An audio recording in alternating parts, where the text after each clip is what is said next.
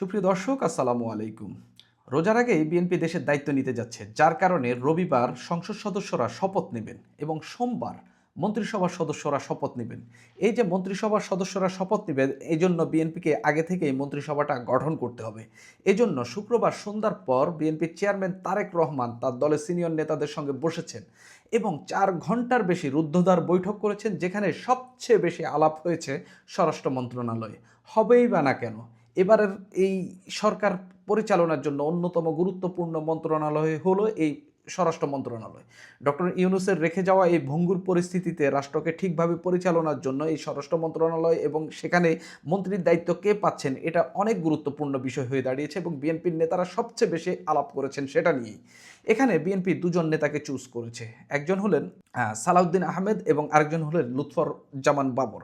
সালাউদ্দিন আহমেদ বিএনপির হেভিওয়েট নেতা এবং খুবই গুরুত্বপূর্ণ নেতা। ৫ আগস্টের পর বিএনপির মূল প্রধান ফেস হলেন এই সালাউদ্দিন আহমেদ। আর লুৎফুজ্জামান বাবর এই মন্ত্রণালয় আগেও চালানোর অভিজ্ঞতা রয়েছে, যদিও তার বিরুদ্ধে মামলা ছিল এবং তিনি কারাবরণ করেছেন এবং কিছু কিছু ঘটনার কারণে বিতর্কও রয়েছে তাকে নিয়ে। নেতাকর্মীরা যুক্তি তর্ক উপস্থাপন করছেন, কাকে দিলে ভালো হয় এসব হিসাব নিকাশ করছেন। এখন পর্যন্ত কিছুই চূড়ান্ত হয়নি, তবে শনিবার এই বিষয়ে চূড়ান্ত সিদ্ধান্ত নেওয়া হবে। আমার কাছে মনে হয় শেষ পর্যন্ত সালাউদ্দিন আহমেদই পেতে পারেন, কেননা লুৎফুজ্জামান বাবরের বিরুদ্ধে যেহেতু তিনি কারাবন্দী ছিলেন এবং বিতর্কিত কিছু ঘটনা তিনি সেই আগের শাসন আমলে ঘটেছে, অনেকেই এটার জন্য তাকে দায় দিয়ে থাকেন, যার কারণে সম্ভবত সালাউদ্দিন আহমেদ হইতে পারেন। কিন্তু সালাউদ্দিন আহমেদকে যদি পররাষ্ট্র কিংবা অন্যান্য কোনো জনপ্রশাসন মন্ত্রণালয়ের জন্য ভাবা হয়, সেক্ষেত্রে লুৎফুজ্জামান বাবরই এই মন্ত্রণালয়ে দায়িত্ব পেতে যাচ্ছেন। অর্থাৎ দুজনেরই 50-50 চান্স আছে এবং এই দলের নেতারাও কিন্তু তাদের যুক্তিতর্ক উপস্থাপন করেছেন। এরপরে আরেকটি বিষয় নিয়ে গুরুত্বপূর্ণ আলাপ হয়েছে, সেটা হচ্ছে রাষ্ট্রপতি কে হবেন। অর্থাৎ এই আওয়ামী লীগের রেখে যাওয়া রাষ্ট্রপতিকে তো বিএনপি অভিশংসন বলেন বা তিনি পদত্যাগ করেন, তার তো বিদায় হবেই। তো বিএনপি তো একজনকে রাষ্ট্রপতি করতে হবে, বা একজনকে রাষ্ট্রপতির যদি ইলেকশনের মধ্যে হয়, একজনকে রাষ্ট্রপতির ক্যান্ডিডেট হিসেবে বিএনপি বাছাই করতে হবে। এই যে রাষ্ট্রপতি বিএনপির কে হবে, বিএনপি ৩ জনের একটি তালিকা করেছে। এটা নেতাকর্মীদের মতামতের ভিত্তিতে এবং নেতাকর্মীরা যুক্তিতর্ক উপস্থাপন করছেন, কাকে দিলে ভালো হয় এসব হিসাব নিকাশ করছেন। এই ৩ জন হইল মির্জা ফখরুল ইসলাম আলমগীর, নজরুল ইসলাম খান এবং আব্দুল মঈন খান। খুব ক্লোজ সূত্রে আমি এই তথ্যগুলো জেনেছি এবং এই ৩ জনকেই বিএনপি তালিকায় রেখেছে। তবে আমার কাছে মনে হচ্ছে ইমেজের দিক দিয়ে, তারপরে আপনার সিনিয়র, আসলে ৩ জনই সিনিয়র, শিক্ষাগত যোগ্যতায় ৩ জনই আসলে অনন্য।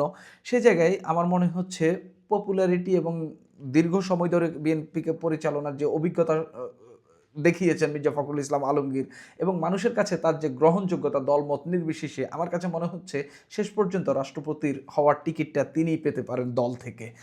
আর বাকি দুজন যদি রাষ্ট্রপতি, একজনই তো রাষ্ট্রপতির ক্যান্ডিডেট হবেন, বাকি দুজন তো আর হচ্ছে না। বাকি দুজনকে মন্ত্রণালয় যে কোনো একটি দেওয়া হবে এবং যাকে রাষ্ট্রপতির ক্যান্ডিডেট হিসাবে বাছাই করা হবে তিনিও মন্ত্রণালয় পাবেন, কেননা এখন তো আর রাষ্ট্রপতির নির্বাচন হচ্ছে না। যখন হবে তখনকার তিনি মন্ত্রণালয় ছেড়ে সেখানে যাবেন। এরপরে আরেকটি গুরুত্বপূর্ণ মন্ত্রণালয়, সেটি হচ্ছে পররাষ্ট্র মন্ত্রণালয়। যদি সালাউদ্দিন আহমেদ স্বরাষ্ট্র মন্ত্রণালয়ের দায়িত্ব না নেন, তাহলে সেই ক্ষেত্রে তিনি সবচেয়ে বেশি যে মন্ত্রণালয়টির দায়িত্ব নিতে পারেন, সবচেয়ে বেশি চান্স রয়েছে, সেটি হলো পররাষ্ট্র মন্ত্রণালয়।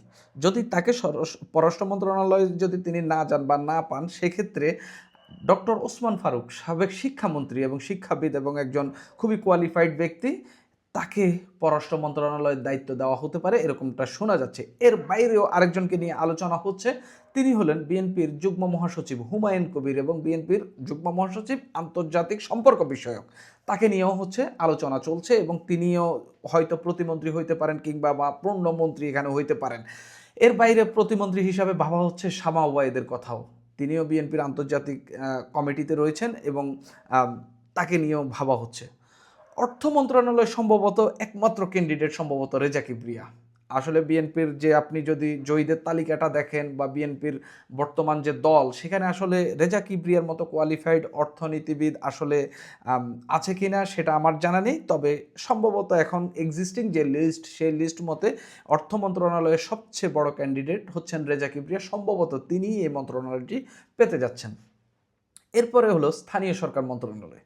স্থানীয় সরকার মন্ত্রণালয়ে বিএনপি অভিজ্ঞ কাউকেই দিবেন এবং সেরকমটাই শোনা যাচ্ছে। এর মধ্যে খন্দকার মোশাররফ হোসেনের নাম রয়েছে, কুমিল্লা 1 থেকে নির্বাচিত এমপি। আরেকজন হলেন পটুয়াখালী 1 থেকে নির্বাচিত এমপি আলতাফ চৌধুরী। খন্দকার মোশাররফ হোসেন এর আগেও হচ্ছে বেশ কিছু মন্ত্রণালয়ের দায়িত্ব পালন করেছেন, স্বাস্থ্য মন্ত্রণালয়ের দায়িত্ব পালন করেছিলেন, সম্ভবত মানে অনেক মন্ত্রণালয়ের দায়িত্ব পালন করেছিলেন। আলতাফ চৌধুরী এর আগে স্বরাষ্ট্র মন্ত্রণালয়ের দায়িত্ব পালন করেছেন, তারপরে বাণিজ্য মন্ত্রণালয়, আরও কয়েকটি মন্ত্রণালয়ে তিনি হচ্ছে দায়িত্ব পালন করেছিলেন। দুজনই অভিজ্ঞ এবং এবার স্থানীয় সরকার মন্ত্রণালয় এই দুজনের একজনের কাছে যাচ্ছে সম্ভবত।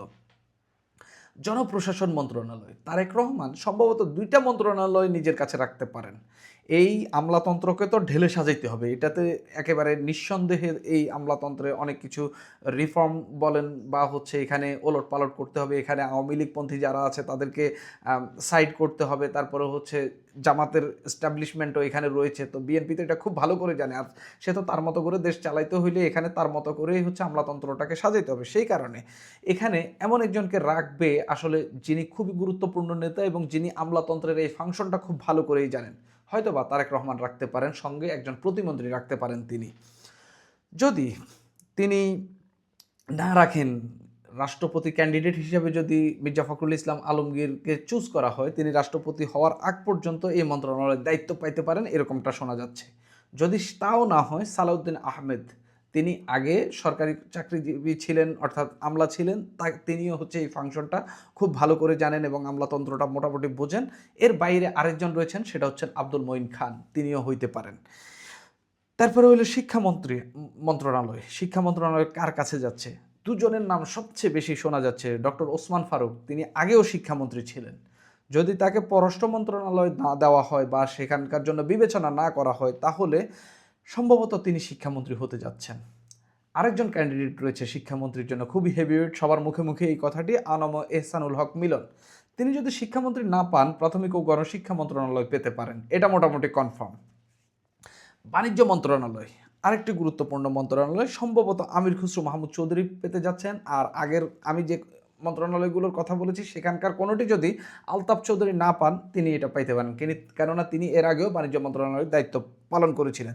তবে আলতাফ চৌধুরী যদি এগুলোর কোনোটাই না পান, তিনি খাদ্য মন্ত্রণালয় হলেও পাবেন, তিনি যে কোনো একটা মন্ত্রণালয় পাবেন। স্বাস্থ্য মন্ত্রণালয়, এখানে সবচেয়ে বড় ক্যান্ডিডেট বা যাকে নিয়ে সবচেয়ে বেশি আলোচনা হচ্ছে ডক্টর AZM জাহিদ, যিনি বেগম জিয়ার ডাক্তার ছিলেন আমরা জানি, এবং তাকে নিয়েই সবচেয়ে বেশি কথা শোনা যাচ্ছে এবং দলের ভেতরেও যে বৈঠকটি হয়েছে সেই বৈঠকেও সবচেয়ে বেশি তাকে নিয়ে আলাপ হয়েছে। এর বাইরে যদি হন, তাহলে খন্দকার মোশাররফই হইতে পারেন, কেননা তিনি এর আগেও স্বাস্থ্য মন্ত্রণালয়ের দায়িত্ব পালন করেছিলেন। সড়ক পরিবহন ও সেতু মন্ত্রণালয়, এখানে আমার কাছে মনে হচ্ছে সবচেয়ে বেশি ভালো চান্স আছে আমানুল্লাহ আমানের। সম্ভবত তিনি এই মন্ত্রণালয়ের দায়িত্ব পেতে যাচ্ছেন, কেননা এর আগেও 2001 সালে তিনি এই মন্ত্রণালয়ে দায়িত্ব পালন করেছিলেন, সম্ভবত উপমন্ত্রী বা প্রতিমন্ত্রী হিসাবে। এর বাইরে যদি তাকে না দেওয়া হয়, আরও অনেকেই রয়েছেন, তবে আলতাফ চৌধুরীর সম্ভাবনা রয়েছে। ইনি খুবই অভিজ্ঞ একজন ব্যক্তি, আর্মি পার্সন ছিলেন, এর আগেও এই মন্ত্রণালয় চালানোর অভিজ্ঞতা রয়েছে। তাকে বিএনপি ব্যবহার করবে, পাশাপাশি তার অভিজ্ঞতা কাজে লাগানোর চেষ্টা করবে। সম্ভবত এই মন্ত্রণালয়টিতে একেবারে অপ্রতিরোধ্য একজনই রয়েছেন, সেটা হলেন মির্জা আব্বাস, গৃহায়ন ও গণপূর্ত মন্ত্রণালয়। সম্ভবত এই মন্ত্রণালয়টি তিনি পেতে যাচ্ছেন, ঢাকার বাসিন্দা, ঢাকার হাবভাব তিনিই বোঝেন। গৃহায়ন এবং গণপূর্ত মন্ত্রণালয় ঢাকাতেই বেশি কাজ হয়, বাইরেও কাজ রয়েছে, কিন্তু বাইরের কাজগুলো বেশিরভাগই হচ্ছে স্থানীয় সরকার মন্ত্রণালয়ের অধীনে হয়। ঢাকা যেহেতু মির্জা আব্বাস খুব ভালো করে বোঝেন, এটা নিয়ে আবার অনেকেই বলতে পারেন এত বড় একটা মন্ত্রণালয়, মির্জা আব্বাসের বিরুদ্ধে নানান অভিযোগ নাসিরউদ্দিন পাটোয়ারি তুলেছেন, হয়তো মন্ত্রণালয় দেওয়া হইলে আরও বেশি অভিযোগ তুলবেন, সেটা হইতে পারে, কিন্তু তিনি আগেও এই মন্ত্রণালয়ের দায়িত্ব পালন করেছিলেন, এবারও পাওয়ার সম্ভাবনা রয়েছে। ধর্ম মন্ত্রণালয়, সম্ভবত বিএনপি আগের লোকটিকেই দেবে, কাজী শাহ মোফাজ্জল হোসেন কায়েকোবাদ, এবং তিনি আসলে এই মন্ত্রণালয়ের জন্য যোগ্য ব্যক্তি। পরিকল্পনা মন্ত্রণালয়, এর আগেও এই মন্ত্রণালয়ের দায়িত্ব পালন করেছিলেন আব্দুল মঈন খান, সম্ভবত এবার তিনি আগে আমি যেগুলোর কথা বলেছি সেগুলো যদি না পান, এটা পাইতে পারেন। আর না হলে ডক্টর ওসমান ফারুক, তিনি শিক্ষা মন্ত্রণালয়ের দায়িত্ব পালন করেছিলেন, আরও অনেক মন্ত্রণালয়ের দায়িত্ব পালন করেছিলেন।